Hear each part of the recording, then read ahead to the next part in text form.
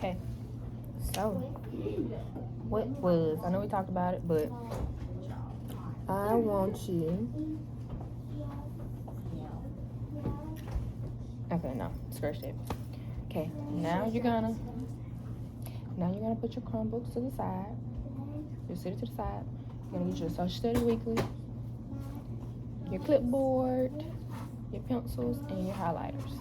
Okay, I have mine, and I am going to grab.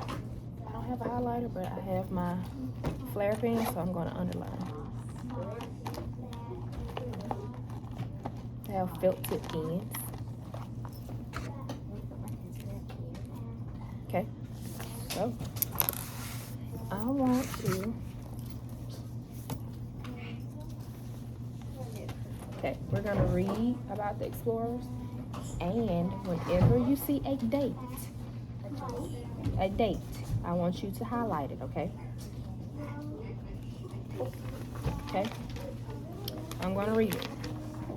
Juan Ponce de Leon. Ready? Okay. One explorer. Studies Weekly. One explorer was named Juan Ponce de Leon. He was governor of Hispaniola.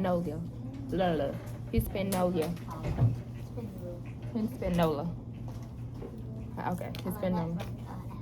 Okay. An island in the West Indies. In 1506, he was given 3 ships and went in search of more land for Spain. He arrived in Puerto Rico and started a settlement there. However, he continued to explore. Okay. Make sure you're highlighting the date and what's going on. Because this is gonna, because this is gonna be a part of your timeline, okay? Okay. In the spring of 1513, he found what he thought was a large island. He called it La Florida, which means full of flowers.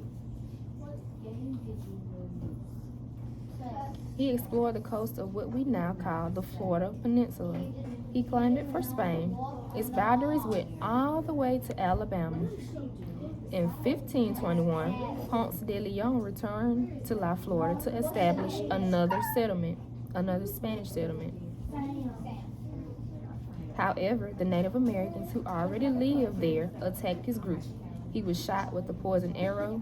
He died soon after. Yes.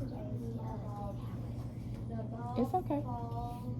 Because there's probably gonna be a part of that. So what year did he die? 1521. 1521. Good job. So since it's the end of our explorer, we might want to highlight it just in case.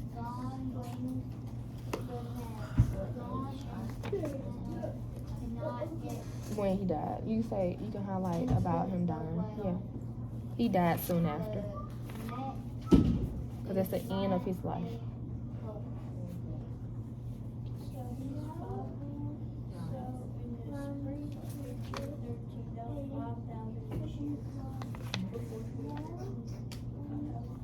Oh, that's a lot. Okay, Hernando de Soto. Okay, Hernando de Soto took Ponce de Leon's explorations further. De Soto was the governor of Cuba. The Spanish king told De Soto to conquer Florida for Spain.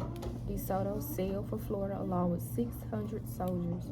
After landing on the west coast of Florida, De Soto and his soldiers marched northeast through Georgia. From there, they continued through South Carolina and North Carolina. Then they explored parts of Tennessee, Alabama, and Mississippi. They fought with Native Americans along their route. De Soto and his men were among the first Europeans to see the Mississippi River. In 1542, De Soto caught a fever and died later that year. However, the explorers continued, going through parts of Arkansas, Louisiana, and Texas.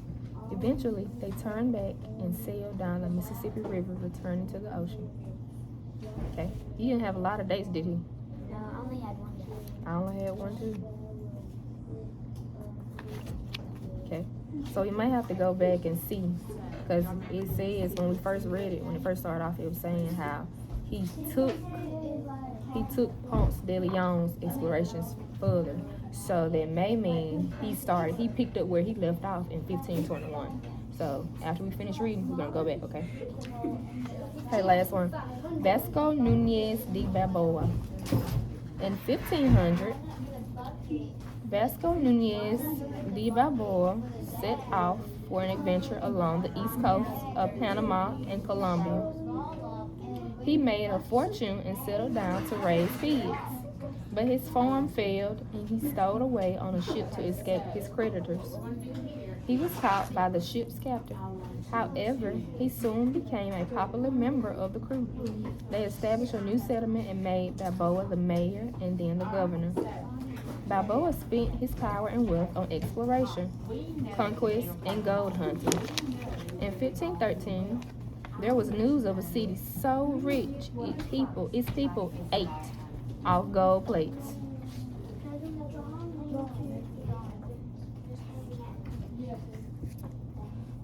The story sent Balboa toward the Isthmus of Panama. The isthmus is a narrow strip of land between Central and South America. From the top of a mountain, Balboa and his soldiers were some of the first Europeans to see the Pacific Ocean. When they reached the coast, Balboa walked into the water and claimed everything the ocean touched for Spain. Even the sand? He claimed everything. Everything. Even if someone touched it? And that's kind of how, like, I don't know if you guys are going to talk about it, but that's basically how the Western, like in the Western movies, like in the West, that's basically how it got started. People would just go around touching stuff, and they would claim it as theirs. Or would they put a flag? They didn't put a flag. It was just they go around, they start touching stuff. But how do they know that the afraid fools? I don't know. Maybe they had, like you said, maybe they put a flag or something up. I don't know for sure. Or did they put a sign? There's a place where the Can you go to